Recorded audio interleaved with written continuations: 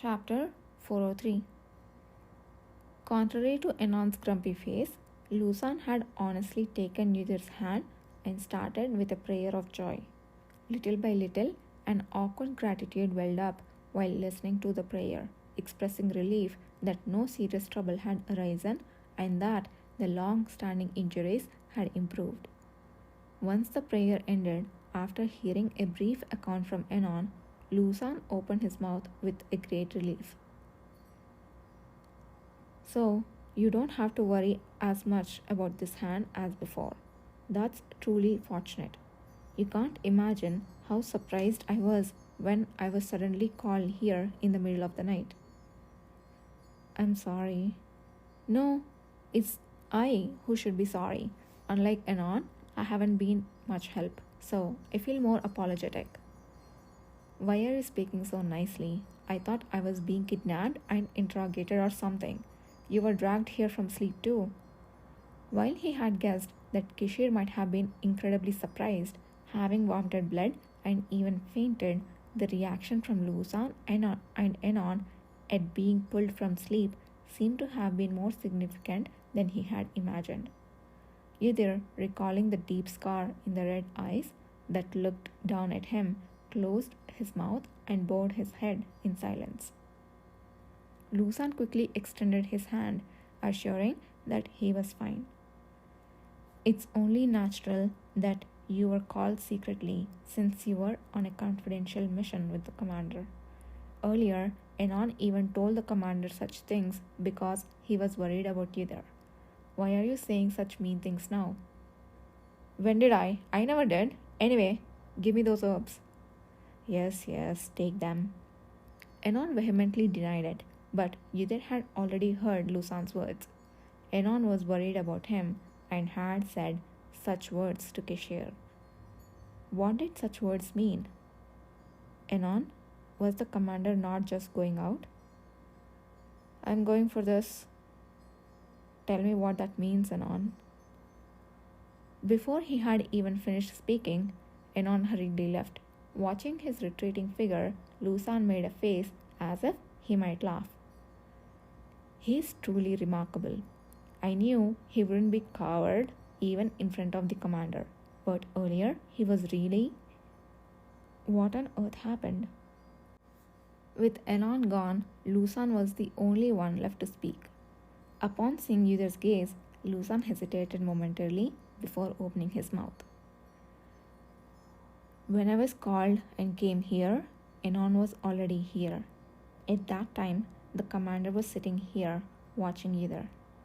The atmosphere was not good. It seemed like he didn't even hear my greeting. Kishir sat quietly, not even changing his blood and dust-stained clothes, watching as Enon and Lusan examined Yudhir's body and infused it with energy. His eyes remained still and dark. During this time, someone outside continuously sought him, whether it was a Peleta knight who had run from somewhere in Tenu, a messenger from the security management team, or a servant from Pruel Fontaine. All called for Kishir, but he did not respond.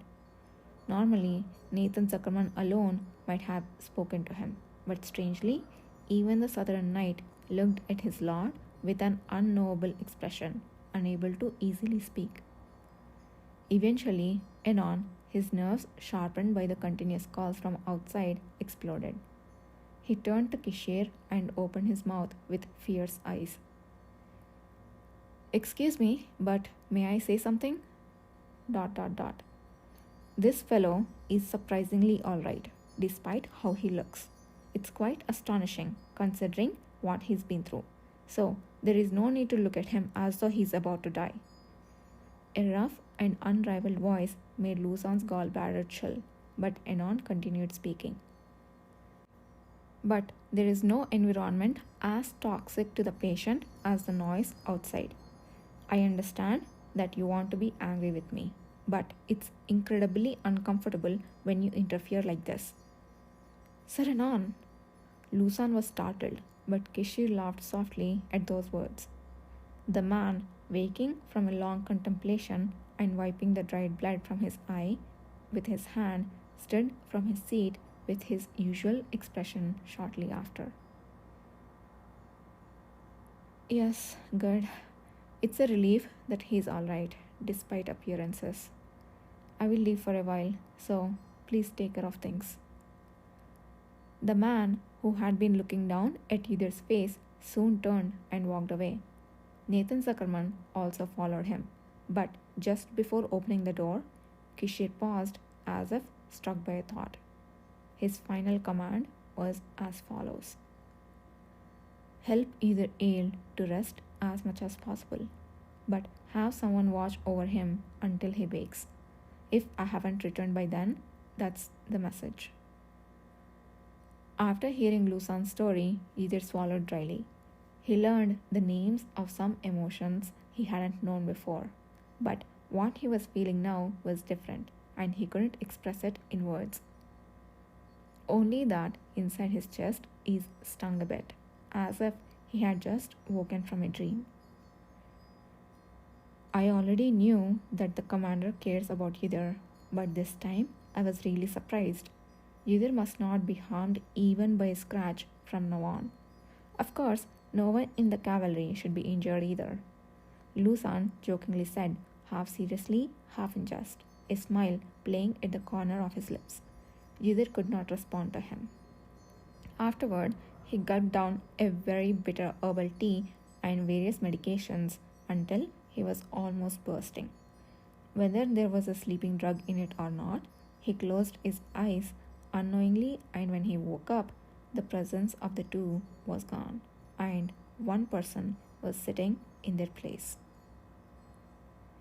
At the sight of Kishir sitting in the dim dawn, Yudhir thought the dream had started again. The posture, with clenched hands on his knees and the shadowy, haggard eyes, looked remarkably similar to them. If it were not for the rainbow-colored flame of the magic heater crackling behind him, he might have doubted his sense of reality. How's your body? A soft voice came. Yudhir, calming the momentarily disturbed emotions, cleared his throat and opened his mouth. I'm fine. When did you arrive? ... It's dawn. You haven't slept, have you? Kishir didn't answer again. It was neither affirmation nor denial. Perhaps he didn't even want to speak. It's understandable. Yudhir breathed out softly and raised himself. As he stepped off the bed, the soft rug wrapped around his bare feet, he approached where Kishir was sitting, intending to kneel. But Kishir, as if understanding his intention before he could bend his knee, shook his head to stop him.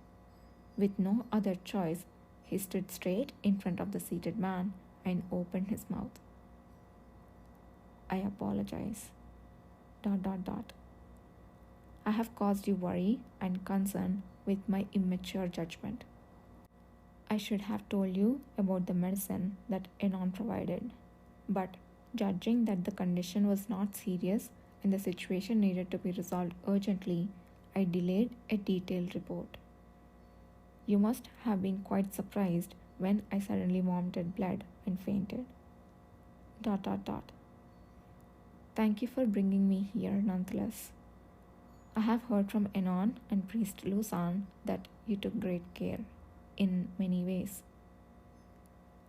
Only the sound of the burning magic stone stove resonated louder in the silence.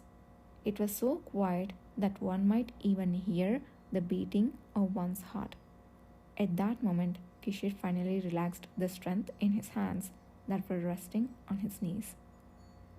From the space where the 10 intertwined fingers, like two trees, unraveled, there appeared a small, transparent potion bottle that Yudhir had given him. The moment he saw it, a painful cry rang out inside his body. Yudhir could not know what thoughts were in his mind as he watched him lying there, clutching it. I asked Apothecary Enon, and he said this potion was handed over due to your questions and requests. Is that so? ... When I found out that you had taken poisonous medicine for yourself and handed this to me, I could say nothing. It was really either who could say nothing. He was about to open his mouth to clarify that he hadn't wanted Kishir to feel that way, but Kishir spoke first. That is, you don't hesitate to hide the process for a better result no matter what happens to you. You must have thought it acceptable for a greater goal. You were sure it wouldn't kill you, so you judged it to be so natural. So, even if you apologize to me, you will be satisfied with the current result itself. Each slowly spoken word pierced his lungs. The red eyes were reading Udher's inner thoughts very precisely. Dot dot dot. That certainly hurts me very much, Udher Ale.